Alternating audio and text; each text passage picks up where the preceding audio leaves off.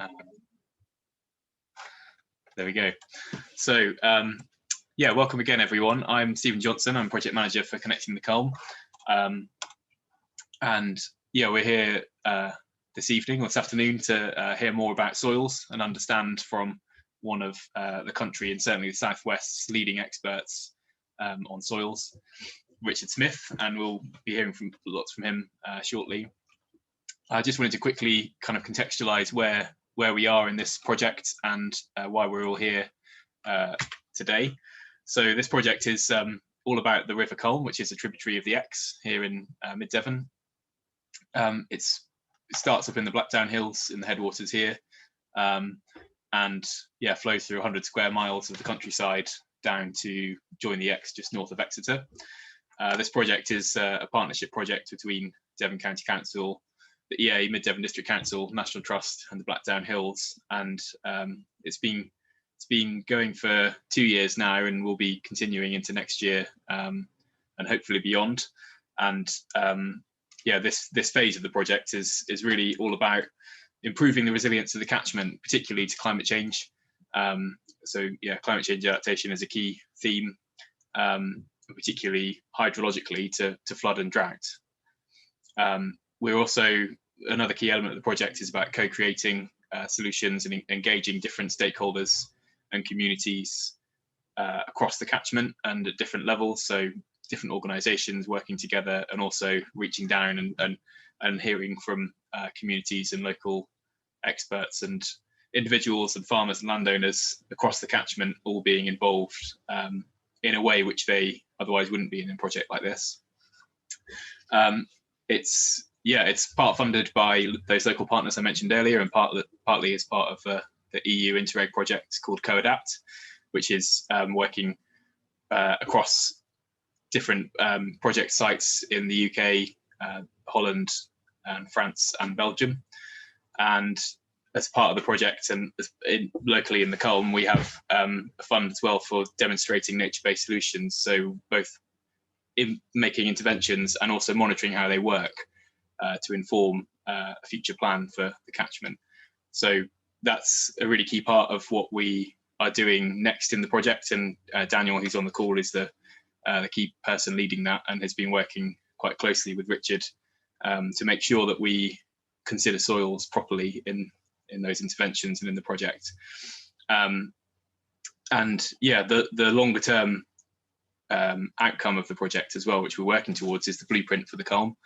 And that is something which is going to be, it's both a long-term vision and delivery plan for the catchment for how we deliver that vision for a resilient future. And I'll touch again on this at the end, but just this is partly why we're here, really, to hear from Richard, because as part of the collaboration and the creation of the blueprint, we have had a series of events, some where we've worked with small numbers of people across the catchment from different geographic areas, or focusing on different subjects. So we've had kind of quite small group discussions in some detail to develop different thoughts and ideas. And we've also had these Culm Catchment Adaptation Workshops, which have been all about bringing in an expert on a certain topic and trying to capture their input, sharing their understanding with the wider public and with the project team and with the different stakeholders in the catchment, and trying to kind of distill that and embed it in what we work on together as part of the blueprint. So far this year, we've already had events about trees and woodland with Forestry Commission and Saving Devon's Treescapes project. Then with Devon Wildlife Trust, all about beavers in the adjacent River Otter catchment. And then also with the Met Office and the Transition Network about climate change. And this next and final for now, Catchment Adaptation Workshop is all about soils. So certainly, yeah, last but not least in this series of very interesting events. And if you want to catch up on any of those, if you missed them, then you'll have an opportunity to watch them again on the website or on YouTube. Because yeah, there's a lot of very interesting and exciting information in them. So that's a very brief introduction from me about the wider project.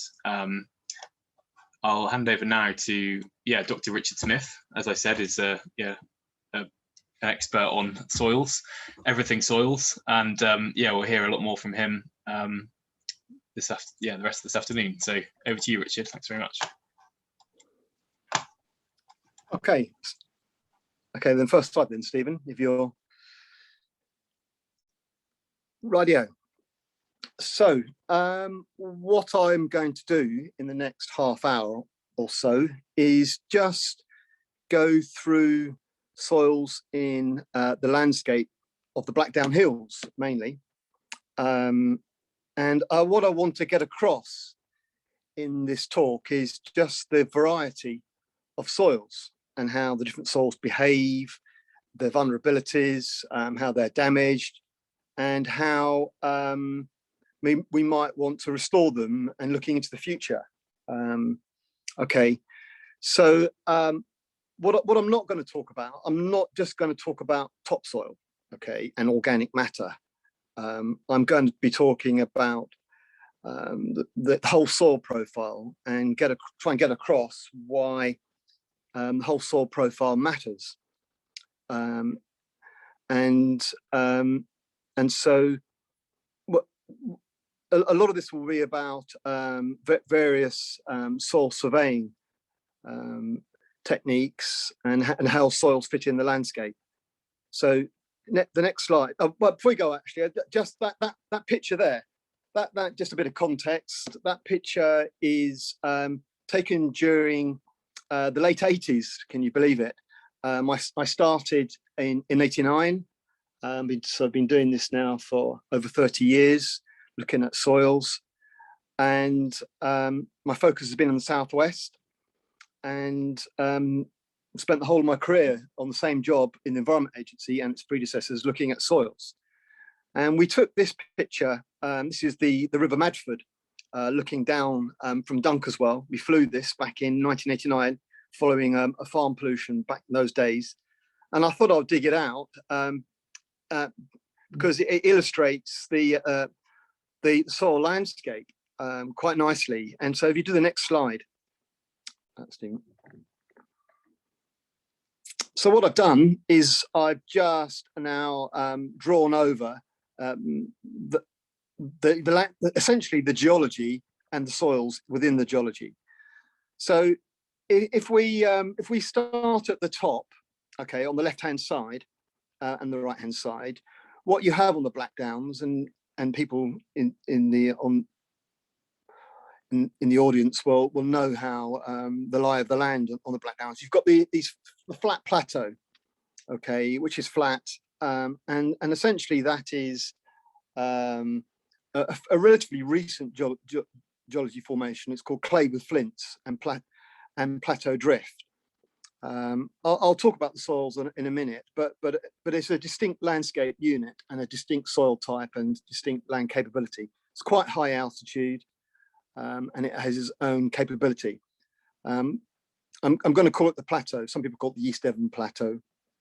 You could call it clay cap and elsewhere in the country, but it really is the plateau. It's level and quite unusual, really, for Devon to have these flat landscapes.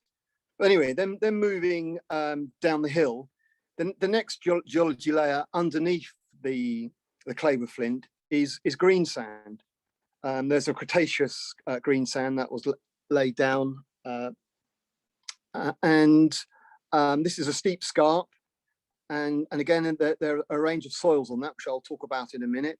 But the green sand scarp is a totally different landscape unit compared to the plateau, totally different capabilities, and if we're talking about the future, need to think about that landscape totally different to the plateau. And then the next geology layer underneath the green sand is the Triassic Mudstone or marl, which were laid down before the Cretaceous, and it's a geologist calls a disconformity or unconformity, where you're missing a big geological period, which is the Jurassic. That's because this was land at the time and sedimentary deposits weren't laid down. But you have Cretaceous over Triassic. Anyway, the Marl Vales, the red soils, are again totally different landscape unit, and I'll talk about those and the soils within that. And then in the very bottom, you've got alluvial soils following the river valley.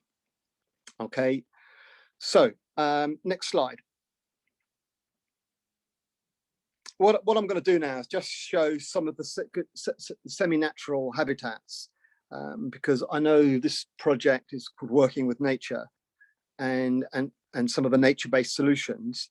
And so I thought I would show some of what I would call the semi-natural habitats in these landscapes. So this is the plateau. So this would be a relatively wet soil over the clay with flint, and you can see the rushes. This is a lovely old pasture, species rich, and there will be wet pockets, some peaty soils in amongst that, and a mosaic of soils over the clay, some very wet, which are with the peat, and some better drained but still over clay. And I suppose if you went back in time, this would be where you had curlews and quite sensitive species in this wet meadow.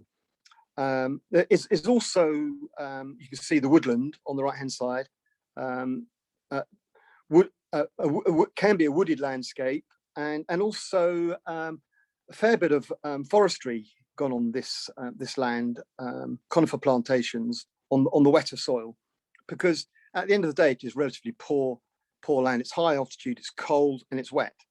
Okay, I'll come back to this soil in a minute. Next slide, Stephen. I mean, I hope people can hear me and it's all okay. Shout if not. So now I'm moving to another semi-natural habitat. Now this is now moving on to the green sand scarp. Okay, this is a shot I took the other day. This is a lovely species-rich meadow again on a freely draining sandy soil now on the green sand. Totally different soil type, relatively neutral in acidity, freely draining. And then next slide. But at the base of the slope, you have these wetter soils, wetlands. And the reason why is because water percolates down very slowly through the clay cap on the top, on the plateau, and through the green sand. And then it hits the marl underneath, but it can't get through the marl. The marl is impermeable. And so you get this high water table that builds above the marl.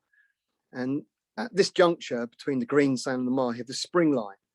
And so if you could look in the soil there and go laterally, that would be high water, saturated soil, and generating these mires. Lovely habitats. A lot of them drain now, but that is a semi-natural habitat near Luppet, that one. Next slide. And then moving down now onto the mudstone, or the marl, the clay, the red clay. Here's an old meadow. This land tends to be improved, so these types of meadows are pretty rare to find actually on the mudstone. But where you do find them, where they're unimproved old hay meadows, they're wonderful habitats. And so this is not particularly wet, but it'd be wet underneath at 40 centimeters down. But as you go down the slope, next slide, you then come to, so this is now at the base, this is now the base of the marl, now looking across an alluvial soil. These are wet soils now. So this is an undrained wetland on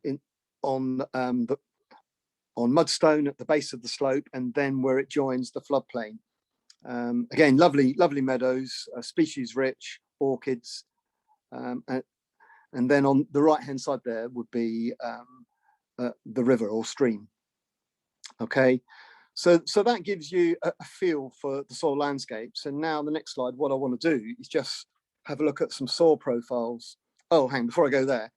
So, okay, just to summarize, so this is now a lovely view looking across the landscape. So I'm now standing on the mudstone, and a lot of the mudstone has been improved and is dairy farming, grows good grass, high yields, and traditionally a dairy farming area. And dairy farming is an asset in this landscape, and can produce wonderful milk and butter, cream, because the marl vales support good dairying. They basically the soils grow grass. But as you look across the valley, and on the far side you can see the green sand scarp in the distance, and you can see the plateau on the top. Okay. So next slide. Right.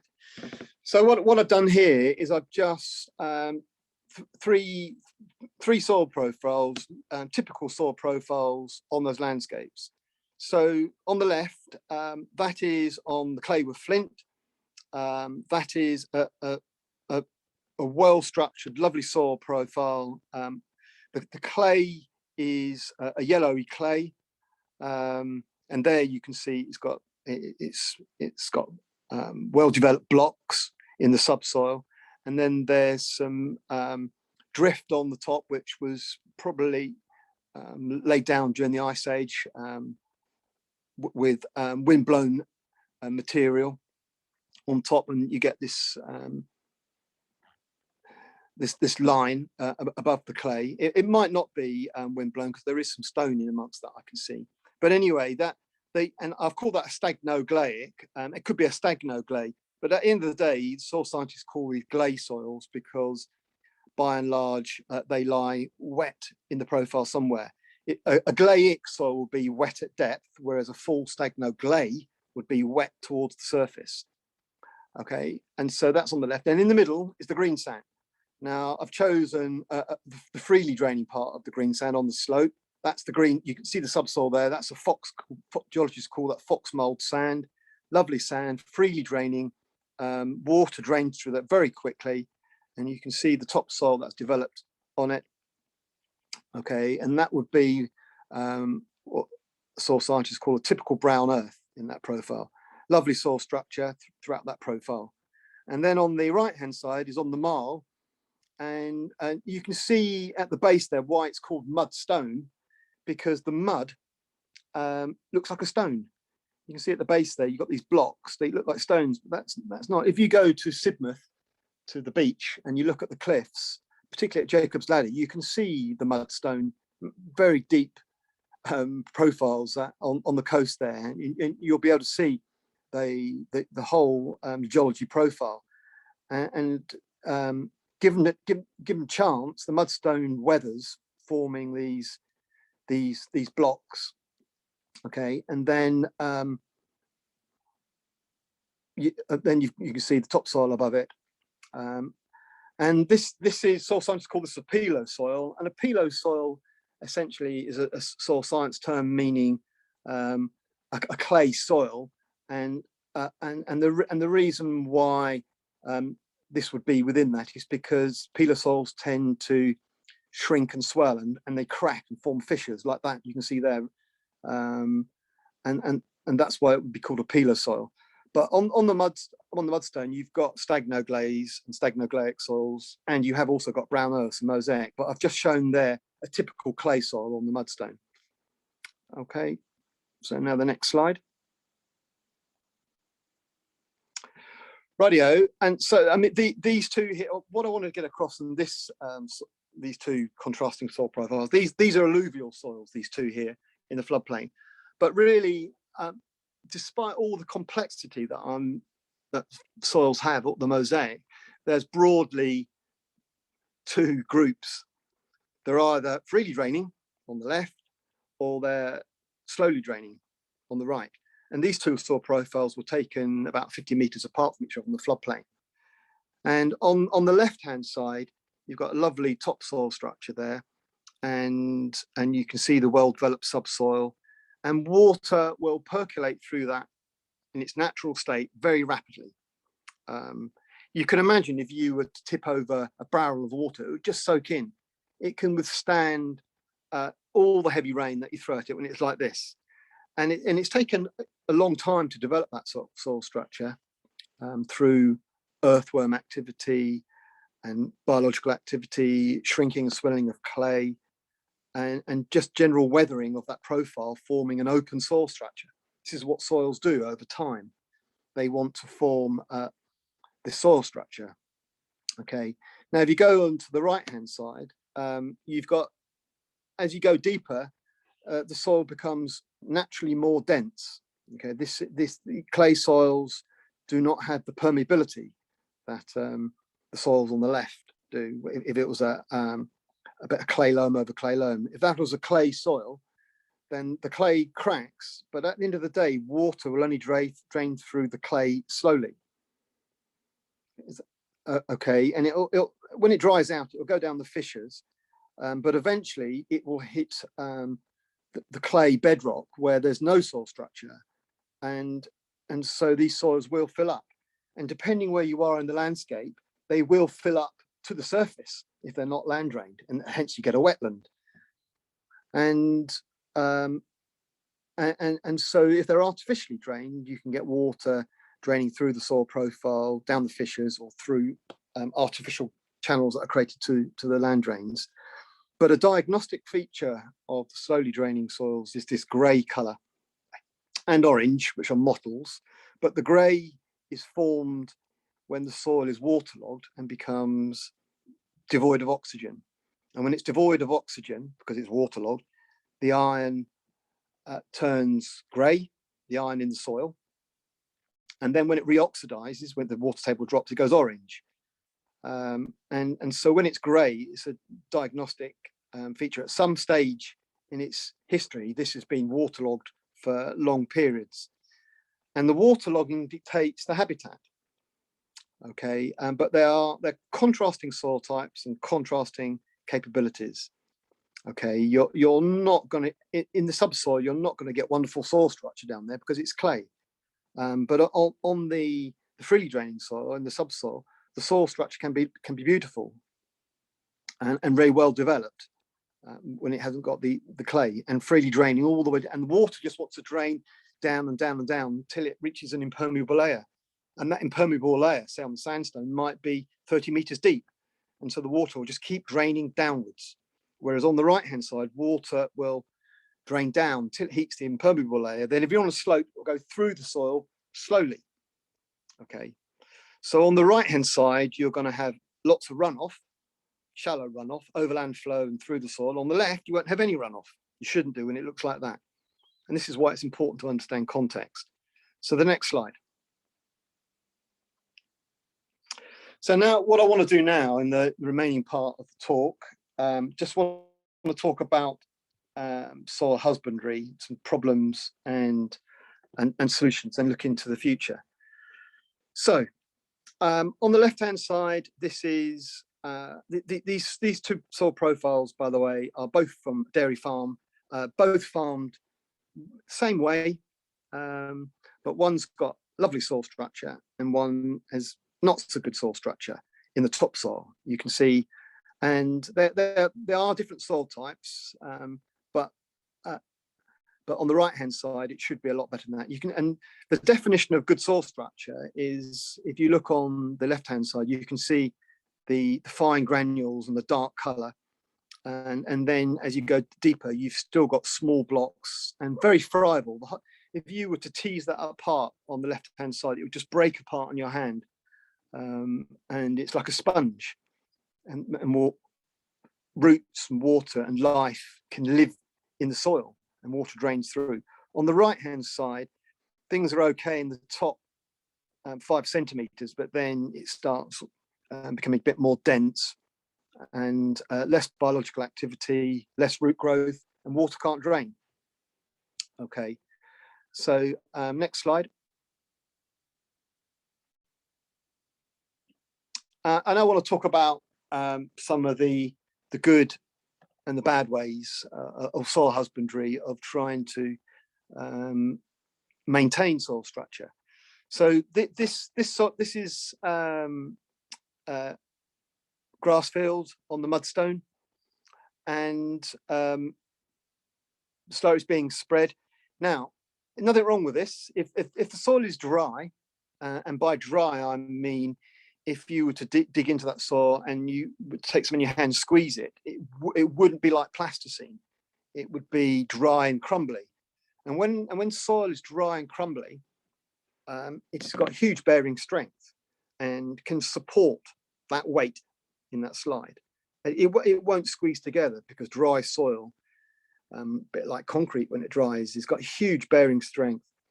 But as soon as that starts getting moist, that soil, say back end of September, October, then right through the winter, right through until April, maybe early May, when it's still moist, it can't take the weight, and it will be squeezed down by the weight. And also, if that slurry is spread when the soil is slightly wet, you essentially got an anaerobic soil and a toxic soil, and it will kill worms, it will kill life. Whereas if you were to spread that in the summer when it's dry and the soil had good soil structure to start off with, and it could take that weight, it would be an aerobic, right? By aerobic I mean with oxygen, and therefore can take the slurry. It won't kill the worms, providing you don't overdo it.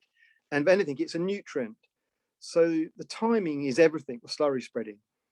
But what I want to get across here is that slurry spreading has been over the years responsible for a lot of soil damage, sadly, mainly because it's been done in the winter. Okay,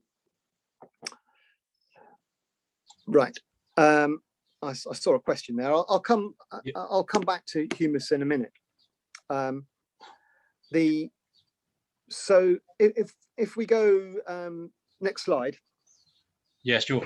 There's a few questions in the chat, Richard. I don't know if you want to. Do you want to have a look at them now, or would you rather keep going? Have a look.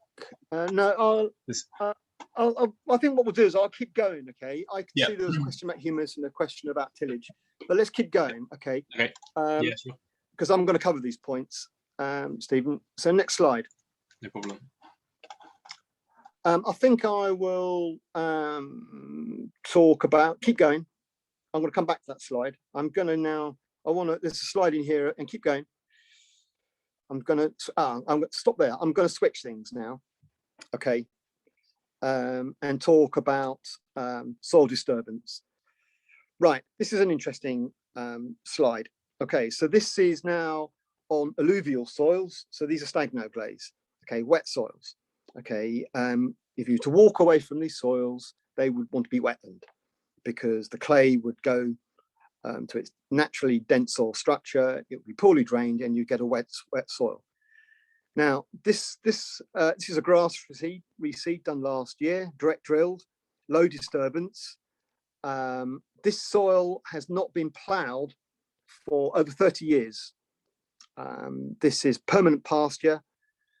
And the farmer it's high in humus because it hasn't been ploughed. It's an old pasture.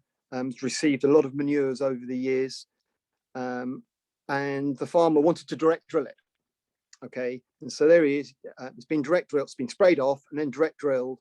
Low disturbance, best practice. And if you look to the right-hand side, you can see an earthworm there, because earthworms like low disturbance, but the ground is saturated. Okay, and so if that was to remain saturated for a long period, those earthworms would die. They won't. The earthworms are only in the bits that aren't saturated there. On that right-hand side, in that puddle. There might be earthworms underneath that, but if they are, they're relying on the limited oxygen in the soil. And if that stays saturated for weeks, it will become anaerobic and those worms will die. Okay, and there's plenty of humus and low disturbance, but yet the soil is compacted and poorly drained. Okay, and so now you can live with that, or you can do something about it. But at the end of the day, the grass yield will be poor on that because it is compacted. Okay. So now if we go backwards, Stephen, and we can have a chat about this. I'll stop talking in a minute. We can have a chat about this. Yep. If we now go to the left. and left again. Right, now right. Okay, so now here's another. This is now this is up the slope a bit on mudstone, and this is paddock grazing and winter grazing as well. Late in the autumn, early turnout. This is another grass-free seed done last winter. In this photograph, no, the winter before, and this was taken last summer after the reseed. And at the end of the day, the grass is not growing very well, and it's compacted. Okay, and this is paddock, typical paddock grazing, allowing it to grow long, and what you could call mob grazing. Not quite. Yeah, it is. Anyway, it is intensive grazing in paddocks, and the theory is the soil should sort itself out. Well, it's not. If you look there, and this essentially this is a poor growing grass crop, and the farmers had to redo this. Okay, so next slide.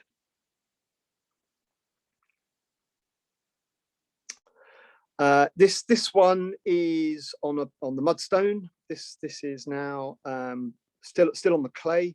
This is peeler soil, a Worcester type soil. Is actually what it's called, is clay near the surface. So this was sown to Cotswolds heavy soil herbal lay mixture. Maybe 5-6 species of plant. You can see chicory and red clover. And this soil had very poor soil structure. I remember when it went in, and you can see it's pretty dense. And in theory, the herbal lay might sort out the soil structure. It hasn't, and I've looked at this now for 5 years, and it hasn't sorted the soil out. What it's done, it's dried the soil out, the chicory, but it hasn't created the lovely fine granular soil structure. And this is now going to be re-sown this autumn. Okay, so next slide. Next slide. Rightio. So I've just got 2 more slides. So the previous sort of 4 slides were all about the nuances of looking at soil structure, subtle soil structure, and I would say all those slides I showed were moderate soil structure, where the crop is not really performing, and if the soil was put to extremes like heavy rain or drought, then you're either going to get a lot of runoff or you're going to get droughty soils, because the soil is not functioning to its optimum. Now these 2 slides are clearly the soil is degraded. Okay, and what you've got on the left is you've got some plateau soil on the clay, and you've got some mudstone soil on the right, and they are both degraded soils, filling up with water and generating loads of runoff, and because we've got runoff, because the water is not soaking into the soil, it's taking with it muddy water and anything that's on that field, to be honest, any chemical, nutrient, and there won't be much living in those soils because they're just saturated and degraded. Sadly, there's quite a lot of this going on in the Blackdowns, and causing all sorts of externalities, because it's generating localized flooding and pollution. Okay, right. Next, so the last slide, okay, and then we can take some discussion. Okay, so now looking forward and looking into the future. So this is now a view rather, looking down a typical vale on the Blackdowns. So you can see the plateau on the top. You can see the sandstone escarpment. So on the left-hand side, you can see the wood there. That will be on the green sand escarpment. And then you can see the red soil in the distance. That's on the mudstone, and then coming down to the alluvial soil. Okay, and as you come nearer, on that far side, you've got green sand, and you can see There's some brown patches there. That essentially the brown over there is where the soil's been trampled. In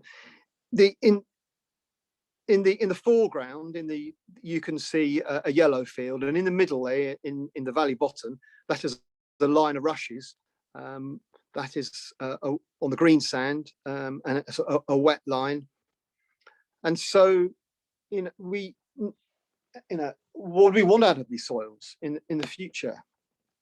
Okay, so if we look at drought, for example, and we want to look at water resources, and there's a lot of farms and houses on private water supplies that tap into the green sand.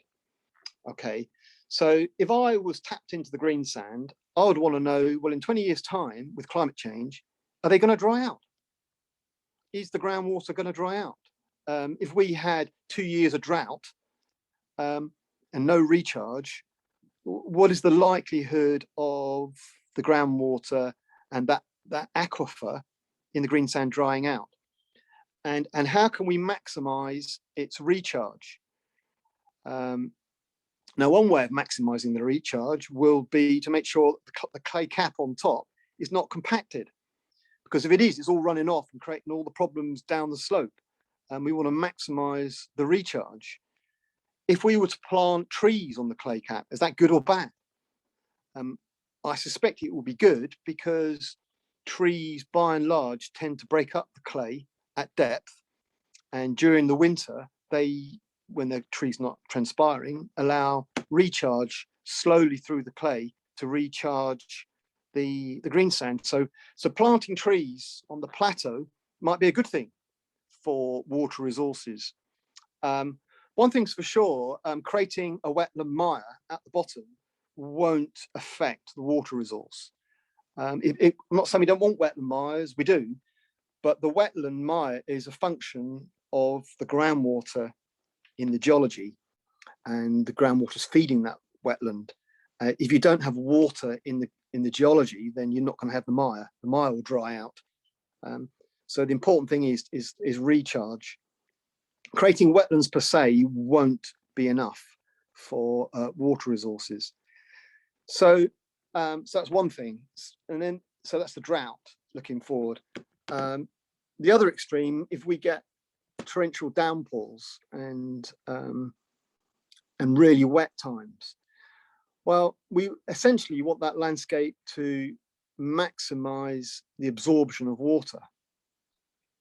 Okay, and I've surveyed a lot of the land now in the southwest and East Devon, and just looking at that landscape, about conservatively 40% of that landscape is compacted enough to generate runoff. So maybe nearly towards half that landscape is not functioning properly. And so we need to get the soil functioning and good soil structure to maximize recharge, reduce runoff and flood risk, but at the same time to maximize cropping and crop yields. And also, if you're planting trees, if you were to plant trees onto the side there and it was all compacted, the trees won't last. They on the sandy soils, they will just become drought. The compacted trees, when they're young, do not like compacted soils. In fact, when they're old, they don't like it compacted on the surface. They're okay at depth when they're breaking through the clay, but if you compact the topsoil around a tree, it will die. And so in summary, we need to make sure the soil structure is good, but at the same time, it is within the context of that soil type. Okay, it depends on the soil and depends on what you want ultimately. Just looking at topsoil is not enough. That's one thing I wanted to get across to everyone. You have to be looking throughout the profile. Okay. Over to you, Stephen. Thanks very much, Richard. Yeah, that's great. It's so much to think about and take in. I think that point about the springline mires, from a hydrological perspective, that actually that they're a symptom rather than the cause of good water resources being resilient into the future. So and actually that maybe focusing above them on the clay caps and above the green sand is potentially going to be good for them as wetland or mire habitats, as well as better for water resources into the future as well. I think some of those questions are very challenging and need to be explored, but it's fantastic to have your depth of understanding to bring to the table. So there's quite a few questions that have popped up. Please keep popping them in to the chat as well. Just on the point about that you were just making there about kind of looking forwards, Richard. John Burgess from the Forestry Commission has asked about, or just mentioned that trees were found to increase infiltration rates deep into the soil, so by 60 times in the Pont-Bren experiment. I don't know if you want to add anything to that, John.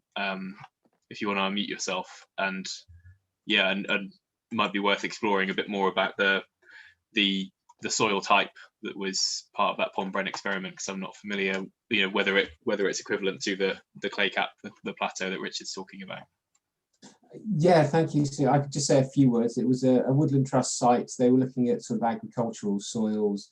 They planted some hedgerows, and they were looking at how far out from the hedgerow. So sort of, I think about 5 meters out from the hedgerow, there was no real noticeable difference with the infiltration rates, but within 5 meters, the tree roots, as Richard was saying, sort of breaking down into the soil, allowing the water to flow down through the roots. I don't know what soil type it was, but it was on the Welsh hills. That's as much as I know.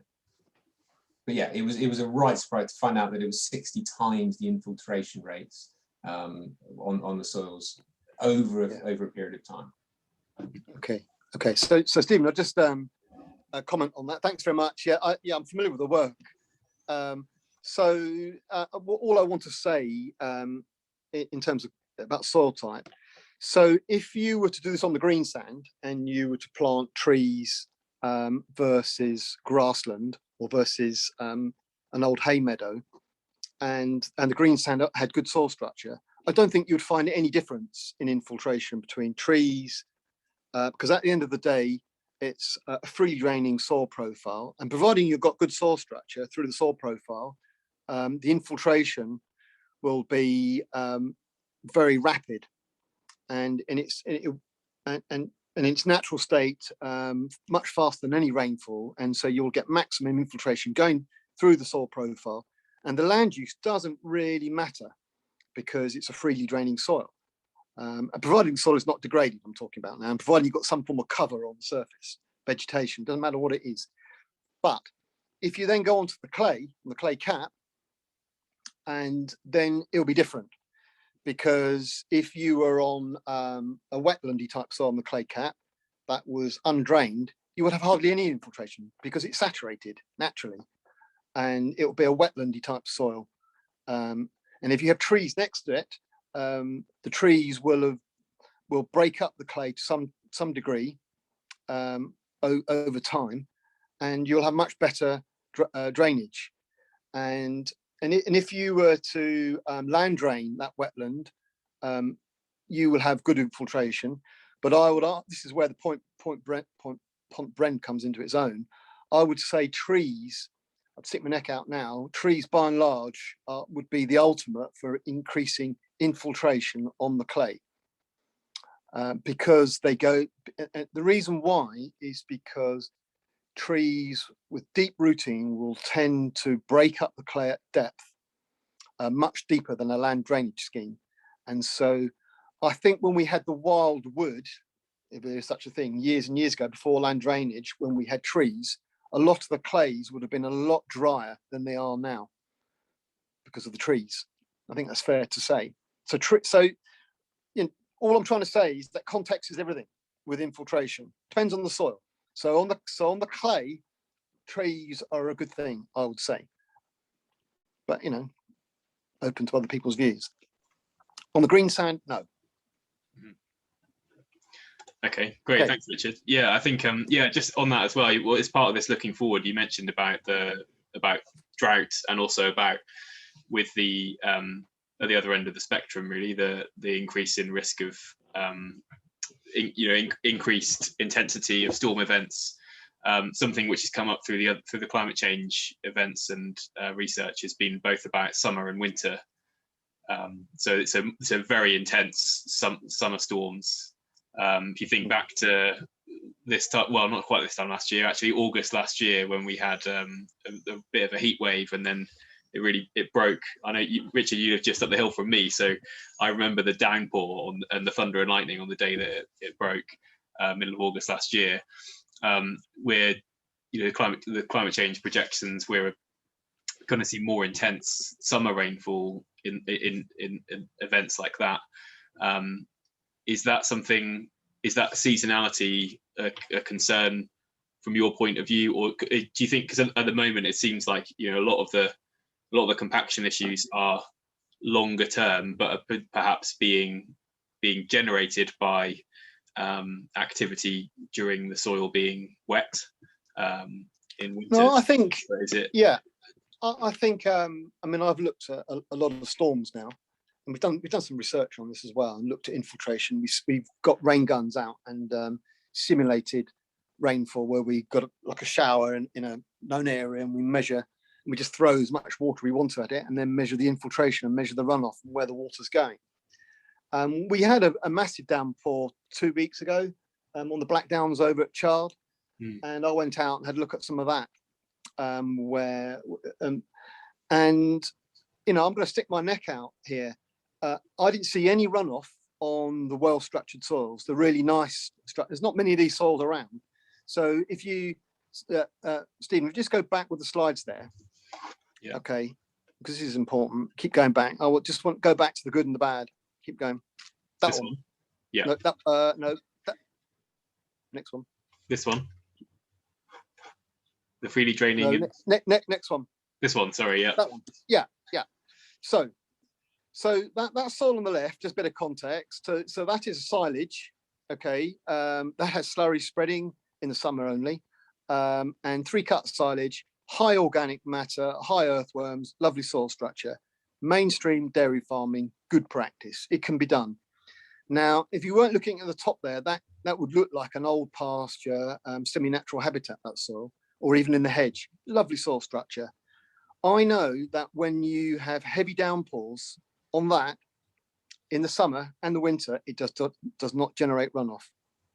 The system is not. I've not seen when the soil is like that, it get broken. You have, it just absorbs the rain. But as soon as you get something looking like on the right-hand side, that will saturate within 15 minutes under heavy rain, summer or winter. That soil underneath can be bone dry in the summer, and the water will hit it and it will fill up very quickly, and it will saturate it and it will run off. Now, to the layperson or people who don't understand soils, you might think that saturation on the right-hand side is natural, and therefore is to be expected, all this runoff. It's not.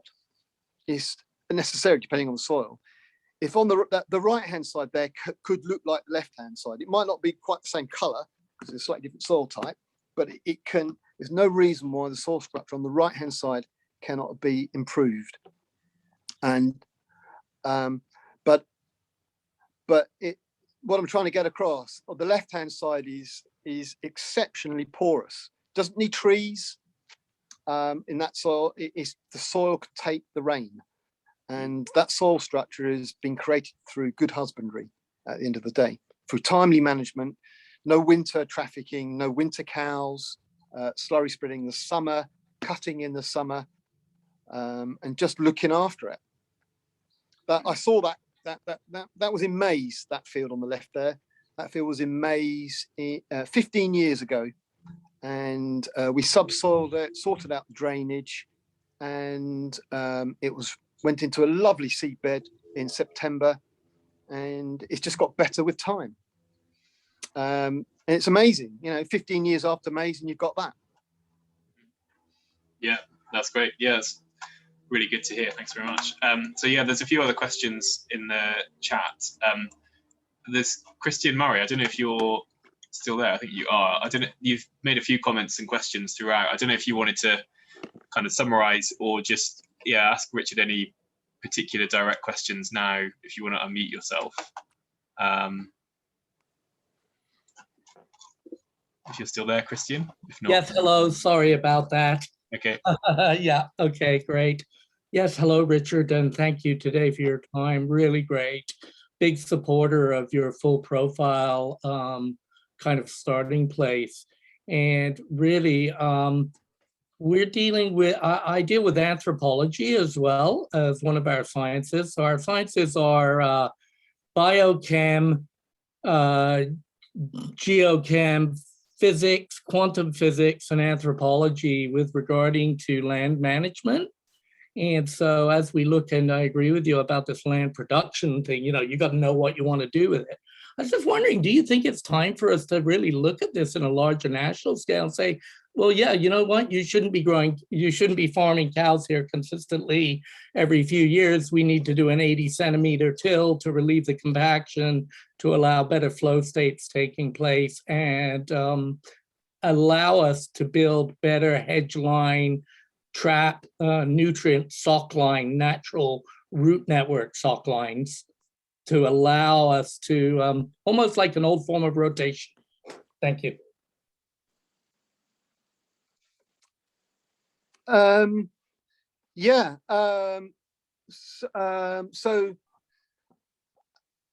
to answer your question about should we, I think the question was, should we not be growing certain crops in certain places? I think each soil scape has a risk, okay, an inherent capability, and land capability was mapped out years ago by ADAS and by the former soil survey.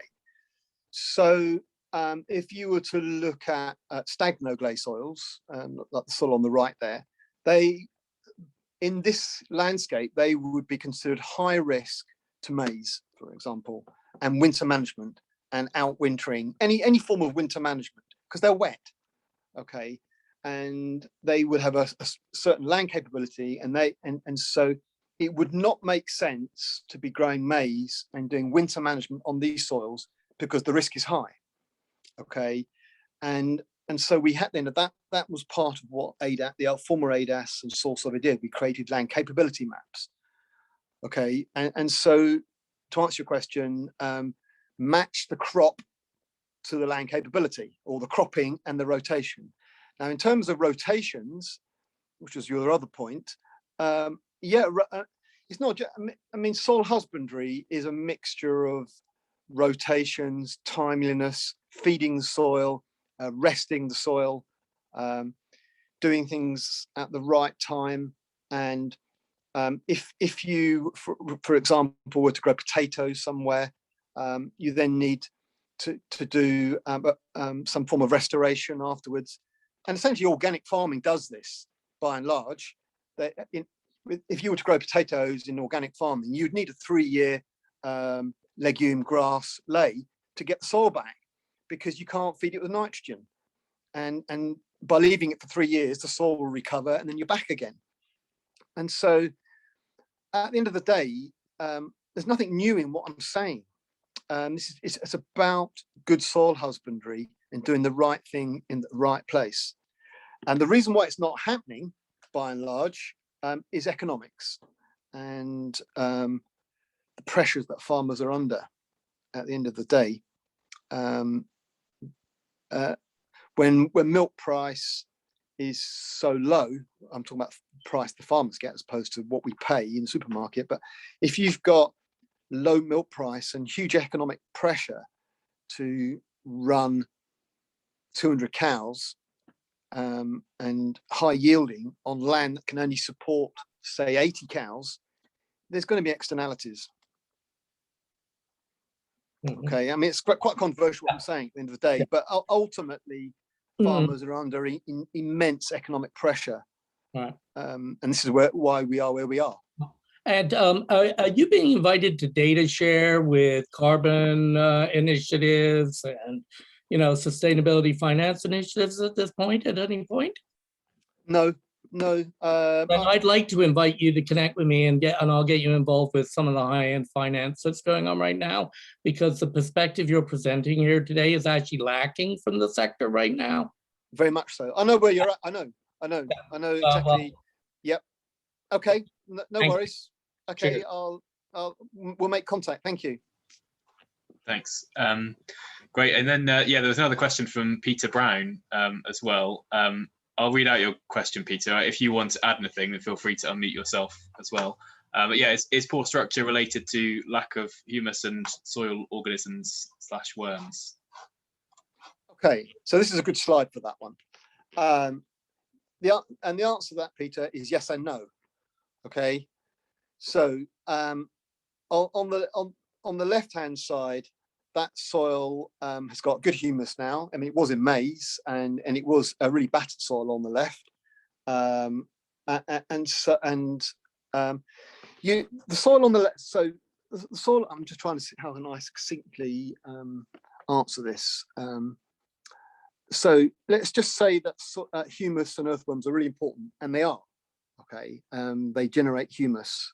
But that soil on the left, I could turn into something on the right in a week, because if you were to go out and spread slurry on that field in November when it's too wet, and then dig a hole, it will look like what it looks like. It'll go anaerobic. It will start going grey. The earthworms will die, and you'll have high humus like you have on the right hand side. But what you've essentially done, you've squeezed the soil down by bad management when it's too wet. And so the management is overriding on this, okay? And arguably, to get the right-hand side right, will earthworms and humus get it back?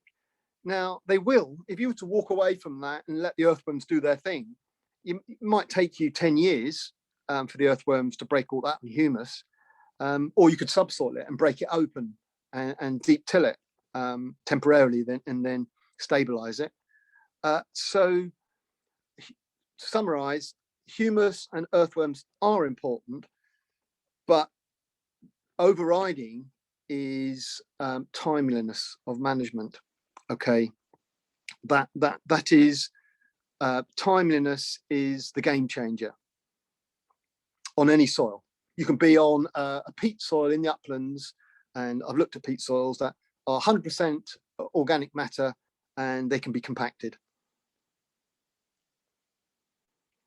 Okay, so it is important, but in the context of good management.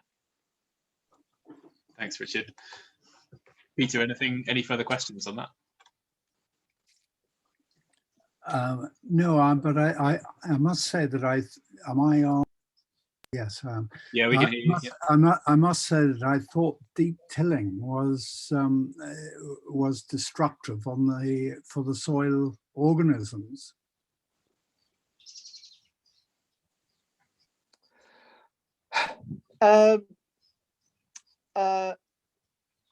Yes and no.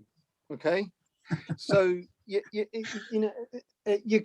is the trouble with any walk of life, really, to be honest. It's not black and white, it's shades of grey. Okay, so the research basically, so if you've got lots of earthworms in the left-hand picture, okay, and you were to plough that and deep till it, then you will lose some biodiversity. Okay, you will lose some of the earthworms that like feeding on the surface because you've buried their food source to depth. And the research shows that the big earthworms, the lumbricus, the anisic worms, by and large decline if you plough. But you won't kill all life. And so if you were to plough and grow potatoes, okay, you lose a bit of soil life. But then if you leave it for 3 years and let it recuperate, the earthworms will come back very quickly. 2 years, you'll have that. Soils are dynamic, and so losing earthworms temporarily and tilling, okay, you lose some biodiversity, but you can get it back. The whole thing. So it's not that tilling is end of the world. Everything falls apart. it's all part of the management, and it depends on context.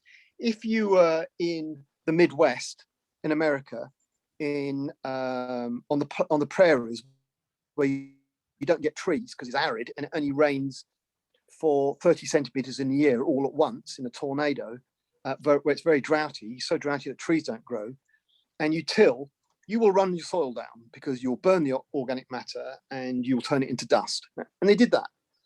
But those pictures there are not the Midwest. This is East Devon in a maritime climate where you've got loads and loads of moisture and biomass. Things grow, grass grows, trees grow. It's not, whereas in the Midwest things don't grow. It's semi-arid, and therefore the reason I'm saying this, you can till in that context because you're not destroying the soil. The soil is resilient enough to cope. Till in a maritime, in fact, if anything, drainage is the opposite of the Midwest. You need to drain it to get air in the soil to allow things to grow. So the comment that tillage is bad, it depends. Okay, it depends on context. Yeah, thanks. Yeah, and Yob has just add to that in the chat. He's just said, if you deep till a compacted soil like the one you're seeing on the screen on the right hand side, which I suppose from what you were saying as well, Richard, is there's less earthworms and organisms in that soil in the first place. Ultimately, it's a positive impact because you're creating a better soil structure that encourages life. Repopulate the soil that previously would have been hostile or relatively empty. Yeah. So the context is what I've learned over the years, and I am changing. As must be as I'm getting older. In the past, I would have said, if you were to deep till that right hand picture, job done. It's not, sadly, because if you were to open up, it would be wonderful soil structure temporarily, but then if you don't look after it, it is very tender and it will go back to being compacted pretty quickly. So if you were to subsoil that field, you would ideally need 3 years of tender loving care afterwards to allow the earthworms to come back and things to come and allow roots to get down for it to stabilize. Subsoiling and then putting it into maize or whatever is all temporary thinking, and by and large, I realise in my career giving advice, I've been very temporary thinking. I think the picture on the left, it's taken 15 years to get that. Okay, and this is what we're talking about, really, is developing long-term thinking to get the soil structure back. A one-off hit will not do it. It's quite important. It's taken me a long time for that penny to drop on that. Yeah. Okay. With me. That's good. That's great. Thanks, Richard. Great. Yeah, and then there's another question as well from Gavin Saunders. He said, Richard, thanks for a fab overview of the subject. Can I ask, how much do we understand the differences between those Blackdown soil types in terms of carbon storing potential? So clearly the land management is crucial to the organic matter content, regardless of soil type. Although, you may have something to say about that. But can we say that plateau, green sand, marl, and alluvial soils have different intrinsic carbon holding character? So, yes. That's a really good question, Gavin. Yeah. A really good question. And funny enough, there's been a Sustainable Soils Alliance conference about carbon today and storing carbon.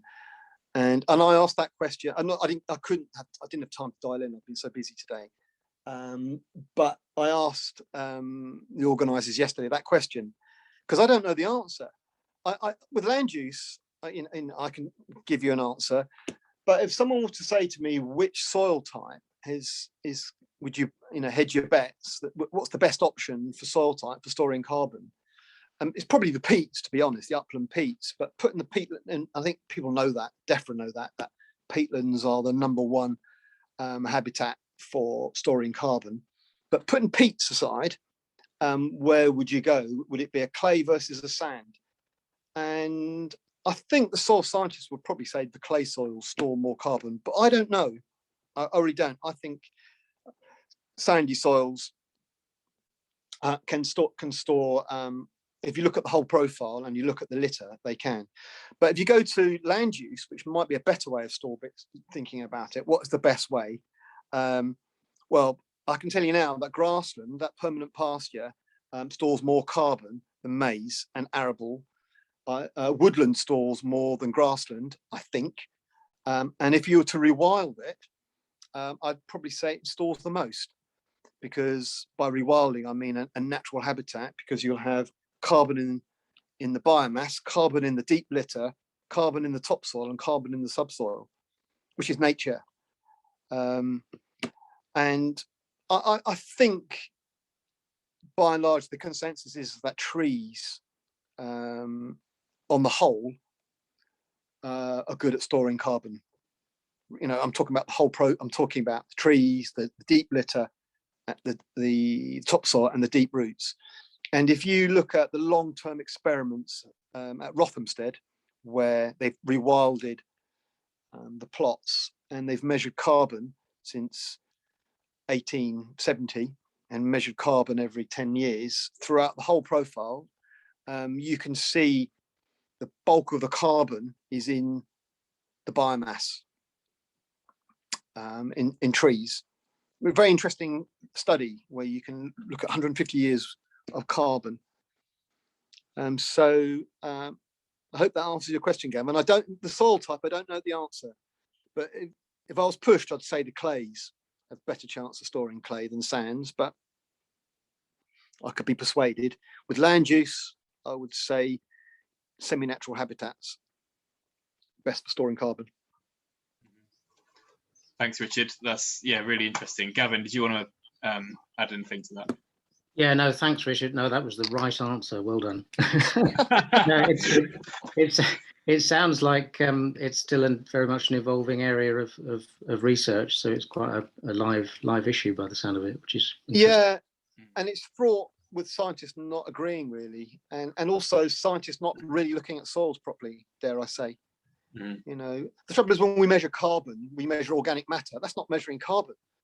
There's a lot more carbon in the soil than organic matter in carbonates and in charcoal. And also when we measure carbon in the soil, we sweep away all the litter and just measure the soil, the mineral soil. And hang on, what about the litter? You know, and so there needs to be a consensus on what the hell are we measuring when we measure carbon.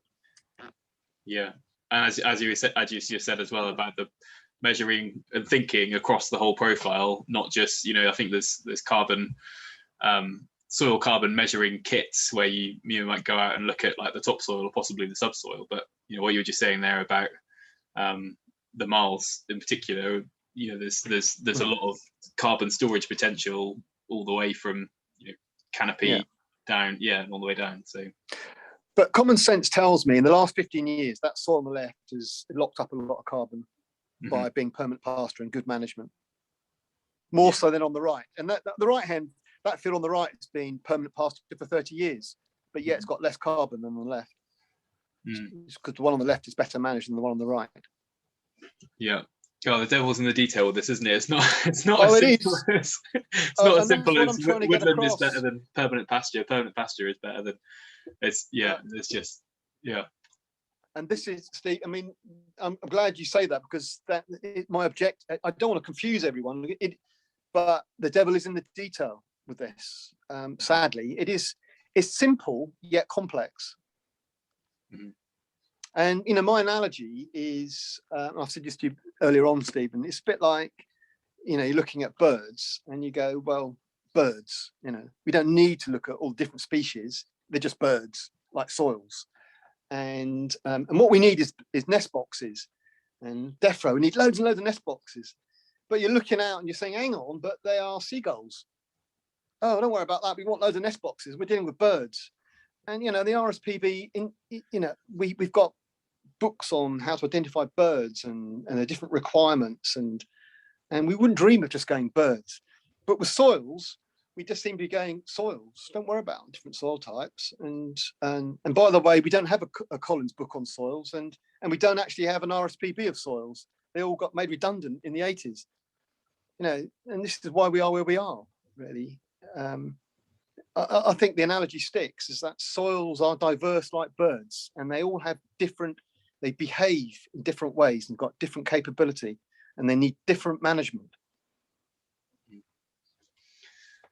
Yeah, no, that's great. Thanks very much. Yeah, I think a couple of other people have been commenting in the chat about carbon storage as well. Again, the devil being in the detail with what's been stored so far versus ongoing sequestration capacity or ability. Yeah, so the difference there between rich hay meadows versus forests and woodland. And yeah, thanks John for sharing a Natural England report. Yeah, so you want to swipe to the left, just finish on a nice picture. So keep going to the left. We'll look at some lovely hay meadows. These ones. Yeah, that one. Yeah, that one. You had it on the, that's a wimple soil on the mudstone, not that one. The one before. This one. Oh, sorry. That one. Yeah. So that is a lovely old hay meadow on very similar soil, actually, the one I've just been talking about, that good soil structure. But this is one that hasn't been improved 50 years. The carbon in that will be high. It's a lovely soil structure that. There will not be runoff from that. It's clay at depth, it's a mudstone, beautiful soil. And the mudstone soils, in terms of nature recovery, have got huge potential to recreate this type of thing if we want it, as opposed to just putting trees on it. Getting hay meadows back is should be considered part of the mosaic, really. Yeah, there'll be a lot of carbon in that. Yeah, no, that's really useful. Thanks, Richard. Yeah, and I think, well, yeah, similarly, is there any final thoughts you wanted to say about, if we go back to this, this image here, if we were fast forwarding into the future, if you were a benevolent dictator now and you were put in charge of this catchment, or this landscape that we see here, what would this look like in 20 years, and how would we have got there? I would like to see, if my own personal view, I would like to see 20% of that landscape essentially rewilded, if not rewilded, at least managed for conservation. But a large proportion of 20%, and farmers being compensated for public goods, but essentially being rewilded. But bearing in mind, if it was totally rewilded, it would eventually go to woodland. If you want hay meadows, you're going to manage that. But 20%. And then I would like to see the remaining parts maximised in terms of the soil capability for producing food without any externality. In other words, no runoff and all the problems. And so that means you still want dairy farming to the capability of the land, farmers being paid for the correct price for, and us realising that if you want grazing cows, you're not, and you want to maximise it, you're not going to have hay meadows there. And so you've got side by side, you've got two extremes. What you don't want in the future is mediocre of everything. Mediocre farming, mediocre wildlife, or natural, which is what we've sort of got. You want to have good soil in the natural habitats and good soil.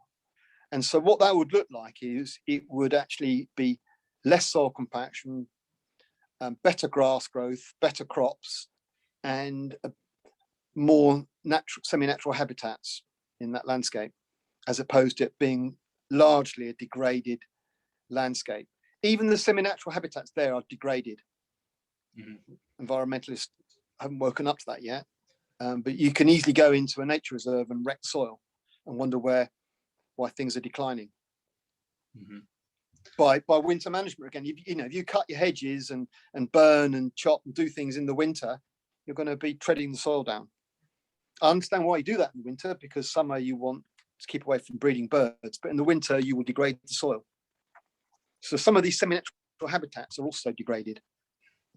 So looking into the future, you want to have really good soil right across that landscape. Yeah, that's brilliant. Yeah, thanks very much. Yeah, that's really nice to hear. So there's looking at the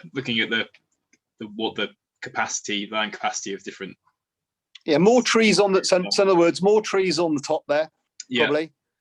Still lots of cows yeah. in the clay vale, but like you lots said, of cows in the clay vale. yeah. And on the slopes, more wetland and mire, and probably your hay meadows on the slopes.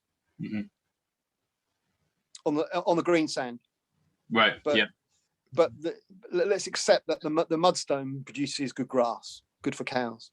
Mm-hmm. The clay cap doesn't. The clay cap is low, it's grade 3, grade 4 land. Well, let's keep it at that. Mm-hmm.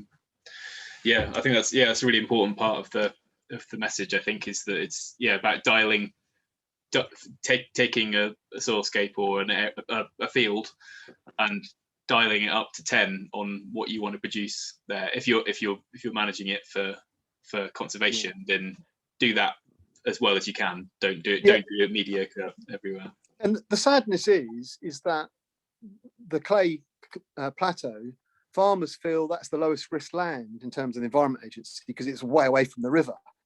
And therefore the clay cap is by and large a really battered landscape. That's my experience looking at it, and there's shed loads of runoff from the clay cap, and it's because farmers think, well, this is where the Environment Agency wants us to do stuff, because if we go down toward the river, then we're near the river's going to run off. Well, actually, ironically, the clay vales near the river are probably the best place to farm. They are the best place to farm. Mm-hmm. Yeah. That's great. No, thanks very much. I'm conscious of the time, but there are a couple of other questions that have just come in to end on. If you're happy with that, Richard, if you want. Sure. One was there's three in one actually. Who will take over land management should agriculture become uneconomical in the future? I think that's a pretty big one. Would it be possible to remediate all soils? And 3, what can householders do to improve their own soil? Excellent presentation. Thank you. I think, can I ask the one about householders? Yeah. Because I'm a passionate gardener myself and grow veg. I think the principles apply to householders as much as to farmers. So don't tread your soil down in the winter in the garden. If you can help it. It depends if you've got loads of kids and trampolines and dogs. But by and large, there's a lot of compacted gardens. Compost. So the best way I compost is all my grass cuttings I mix with leaf mold, and if you get the right mix, essentially 1-to-1 mix or ish, maybe a bit more green than brown, but you can look it up. You can get, it's like cooking. Put your grass cuttings with your leaf mold and turn it, and you create compost. You don't need to buy it, and But if you just let your grass cuttings just sort of rot in the corner, it goes all slimy. You need to create compost, and the best way to create compost is put some brown in amongst it. So create compost. Don't tread the soil down. And if you don't want to dig, fine, but don't tread the soil down, because if you're digging, you're treading, then you've got problems. Okay, so that's the householders. I think there's always going to be farmed. Because we all need to eat, and so that answers that question. What was the other question? Would it be possible to remediate all soils? Yes. Yeah. That's why I get out of bed in the morning. Yes. That's once we've remediated all soils, Richard, you can retire happily. I can relax. Yeah. No, that's great. You've already talked about the components of soil husbandry and soil types and soilscapes being a key part of that. So another quick question from Gavin was what's the best (simple) book to buy to learn about soil ID? Is there there's not a Collins book of soil type, you said, but is there anything else that goes some way on soil ID? No, there isn't. And sadly, in terms of soil identification, you can go on, Gavin, I'll send you the link to Landis, the website, which goes through all if you know how to navigate around the web, a lot of information at the Cranfield website on all soil types with soil profiles and ID and maps and descriptions and photographs. and there are various publications, but they were done in the 80s, and so they don't have color pictures and this type of thing. But the Southwest Soils Bulletin, for example. But Landis, you can go on the web, okay, and I'll send you the links. It's Landis. If you type Landis, Google it, and then say put Blackdowns as the search, you will find the right page on Landis. It'll tell you all about soil types, and there's images, soil profiles, descriptions. There's all there. Yeah, thanks, Richard. Yeah, we could include some links as well. We'll when we post the recording of this event, we will put it in the little post on the website, so we can include links in there as well if there's anything else you wanted to share, Richard. And thanks, John, for some of the things you've put in the chat. Yeah, a nice one to end on. How are you getting the message of better land management to the farming community? So I'll mention it. I can talk about the project in a moment, but I don't know if you wanted to say anything in response to that, Richard, because I think there's, yeah, I've heard you talk before about. I think I remember you saying that, you know, farmers don't wake up in the morning and think, great, let's go and trash some soils today. I think you've already it's Wednesday. This is my favourite day to trash some soils. I think you've said before that, and you said earlier today that, you know, there's economic systems at play here, and there's not. It's not a straightforward. It's not pure malice. So I mean, the way it's painted. So you know, I've spent the whole of my career trying to share what I've learned over the years. You know, I'm learning all the time, and so how we're getting the message out is when the Environment Agency, by and large, is not, because we don't have the skills or capacity. We just do the enforcement when it goes really bad. But there are, you know, I've spent nearly the whole of my career trying to get others training. So there's various trusts and farming organisations, and I've written a number of documents as well, and forever giving talks. But anyway, so a mixture. Okay, thanks, Richard. Yeah, and I think, yeah, from the project point of view, yeah, we have Daniel on the line, who is working as part of the project team to engage farmers and landowners across the catchment and work with them on nature-based solutions. And yeah, he's at the moment being supported by Gavin Saunders, who's also on the call, to try to get more engagement with existing groups and existing farmers who haven't come along to some of the events and things that we've done so far. So we are trying to reach them through this. Yeah, thanks again so much to Richard for that. I think that we had, that's certainly the most questions and the longest we've had in terms of a Q&A, and it's brilliant to be able to pick your brains for an evening. So thanks very much, Richard.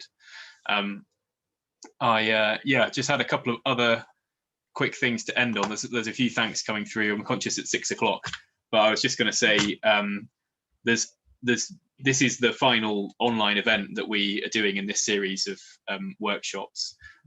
You can catch up on this and the previous events that we've done so far this year and last year as well on YouTube. And we also send out a newsletter every month, which you can sign up to if you haven't already, on the project website. So yeah, you can catch up with those other events. And also wanted to mention some other ways that people can engage with the project online over the course of the next couple of months while there's a bit of a hiatus on online events. We have launched 2 surveys. One is about the vision for a resilient river catchment in the future. We have developed that as part of a series of workshops and events, and with the help of Richard Culm, the fantastic illustrator who lives up. I'm going to ask him actually if he knows if he's on the green sand or just below it, because he's up on the hills above Hemyock. So there's a chance to explore what we've got so far, and based on what you've heard today from Richard or your perspective, you can add your thoughts to that, and that's open all the way through to September, and then we're going to be bringing everything back together and consolidating it into our final kind of vision. And then we'll be looking at trying to deliver it for the next 12 months as well. And yeah, we also have a survey which is about engagement, so you can tell us about your thoughts so far. Obviously, this project has been running through the pandemic as well as before the pandemic, so a lot of stuff has been online, but you can tell us a bit about your thoughts on how things have been so far and how you want to be involved going forward. So both of those, there's links to those on this webpage. And as well as online stuff, there's a few things going on in person as well. We'll hope to see you out and about. So we're going to be at a few different community events, starting at the Mid Devon show, not this weekend, next weekend, and various other smaller events around Culm, Hemyock, and other places around the catchment throughout the summer, all kind of COVID guidance dependent. They'll all be outside, so also possibly weather dependent, but you can keep up to date with those on the events page of the website. And again, sign up to the newsletter. We'll be keeping up to date about where and when we're going to be available to talk to the project team in a bit more detail or face-to-face for a change.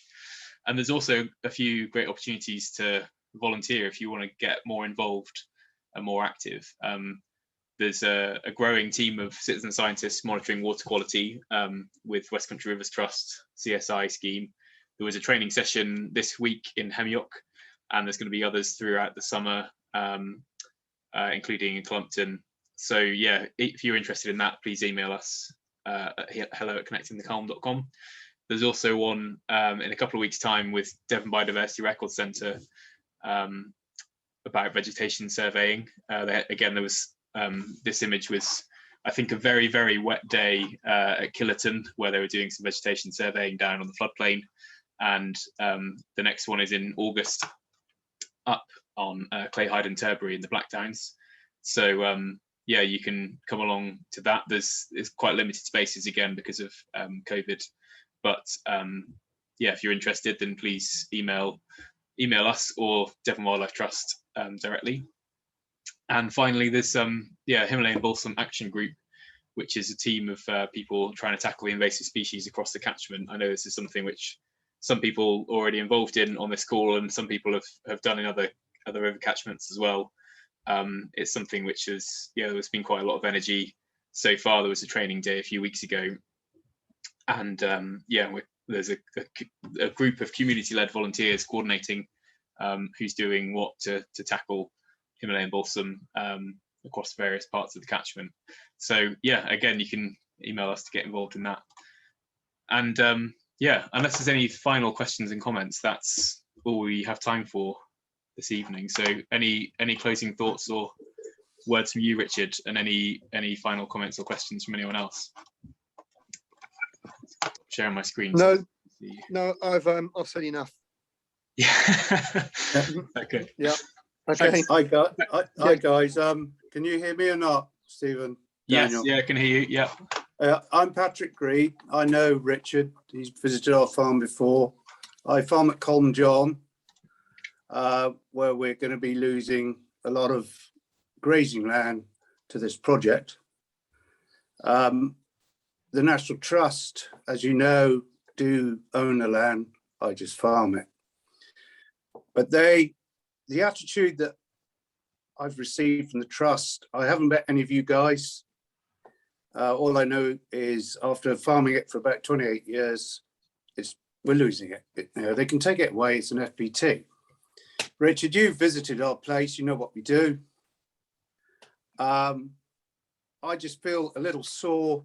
There's a lot of drainage down there being put in years and years ago before the railway lines were in. You guys now are going to make it wetter. I think you're going to open up the old mill leats. One thing or another. I'm a little upset.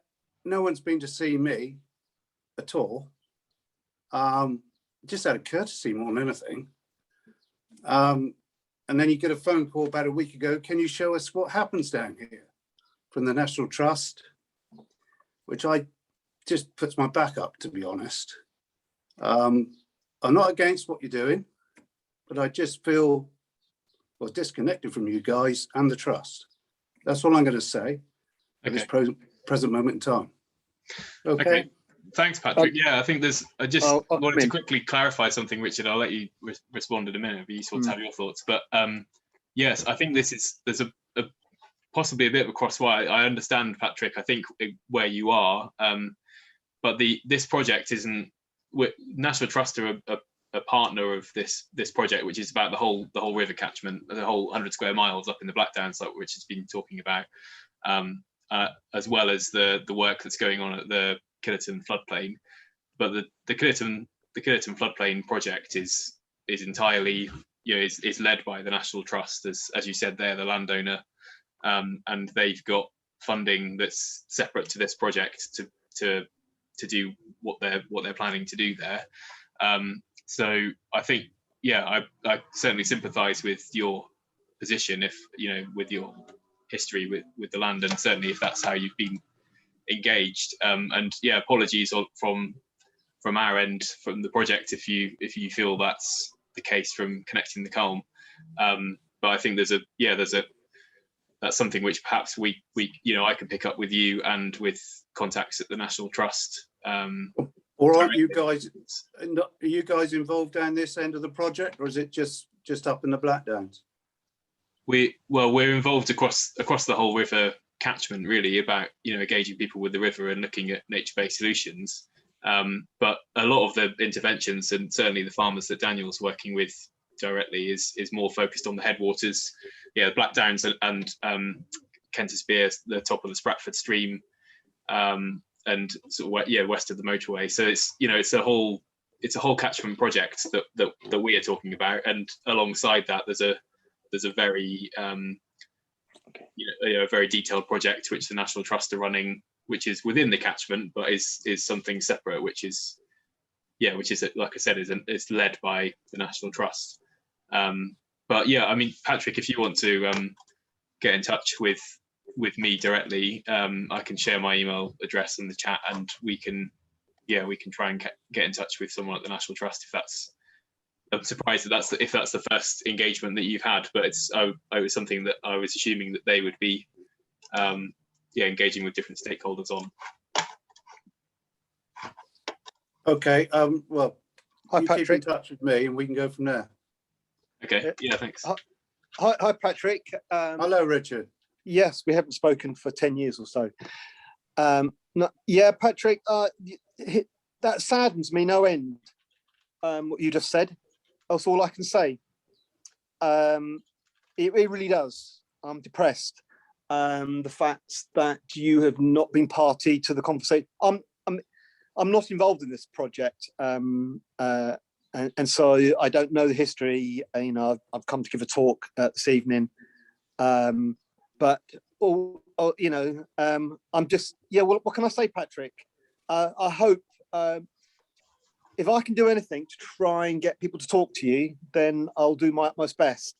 But yeah, if you haven't had people talking to you about the vision and bringing you along with it, then that's sad. What can I say? Well, that sums it up, Richard. Really, I'll be honest with you. I do work with people, as you know, but we've done some good work, Patrick, in the past. You and I, and I know where you're coming from. So a bit of an exocet missile, that one, Patrick. But anyways, I'll speak to you. No, that's fine, Richard. No problem. Okay. Okay. Yeah. I don't really want to spoil the meeting, but it's just you ought to hear the other side of the fence on occasions, and I do tend to say as it is. Yeah, very much so. Well, so do I. Yeah. So it's just annoying. I don't like doing that on this sort of forum. I like to see people in a field face to face, but I haven't been given that opportunity.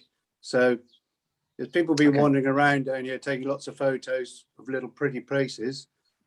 We're predominantly, it's all grass down there. We graze it.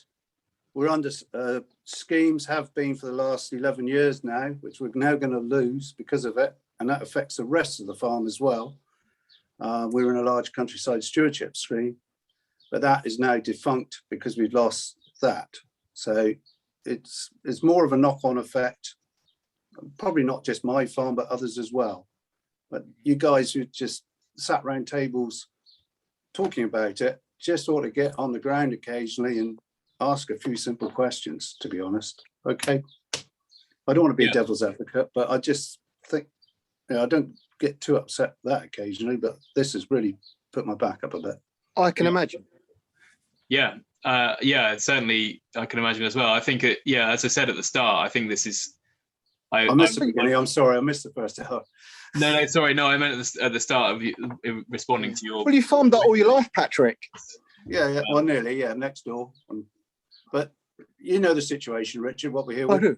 You know what we used to do in the past, but we still look after the soils. If we don't look after the soils, they don't look after us. And that is a fundamental thing about farming. If you abuse it, it bites you on the backside at a later date. Yeah, exactly. Yeah, and I think I'd be more comfortable talking to you, Patrick, with the That's National fine. Trust in a field or online, because it's not something. I think that the National Trust plans and an activity have not been a direct part of this project. So I wanted to try and make that clear. But also, that's okay.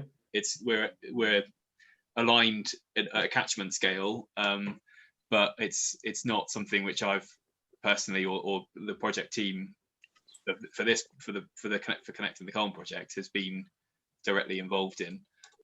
So I think it would be best if we talk directly with the National Trust and yourself. Well, I've got you here just for a split second longer. The biggest effect over the recent years, the river, because where we are, we know what happens further up, rainfall wise, heights of the river, etc. It now floods at least 2 hours quicker than it used to 25, 30 years ago. Mm-hmm. It goes up quicker, go down quicker. And I think it's not the farming problem, it's people and buildings further upstream, and it's having a huge knock-on effect. Yeah. And the rivers aren't cleaned out any longer. The National Trust policy is if a tree falls in it, leave it. Mm-hmm. So it's going to push it out across the river meadows, and they are going to become wetter naturally, the way things are going. That just recently it's been flooded. To prove it. Yeah, that's all I'm commenting on. It's out of our hands as farmers. I think it's the developers causing a lot of problems, to be honest.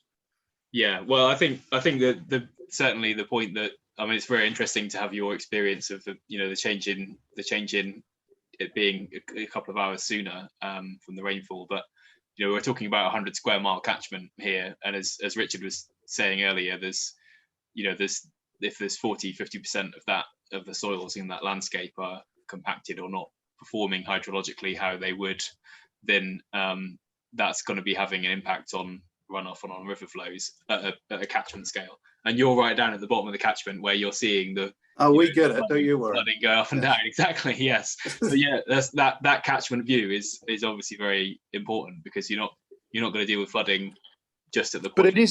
But it is development. Patrick's right though. I could give a talk on soils and development. So development is creating runoff, no doubt about it. One thing that's changed over in my career, there's this. In fact, I can show you photographs of just Dunkerswell. I remember those fields before that housing estate went in at Dunkerswell. In the 80s, there were fields, and when it was built, the housing estate, it shed loads of runoff. And now there's still shed loads of runoff because all the surface water goes down the surface water drain. So it's just one little development at Dunkerswell that I've seen in my career. There's been loads of those. So Sir Patrick's right. It's not just farming. It's a whole plethora of things that are going on. But it's still soil related, funnily enough. But anyways. Yeah, thanks. Yeah, well, yeah. I've made your meeting overrun. Sorry. Yeah, that's okay. And Patrick, it's good to have. I was thinking in the participants, are there any farmers online?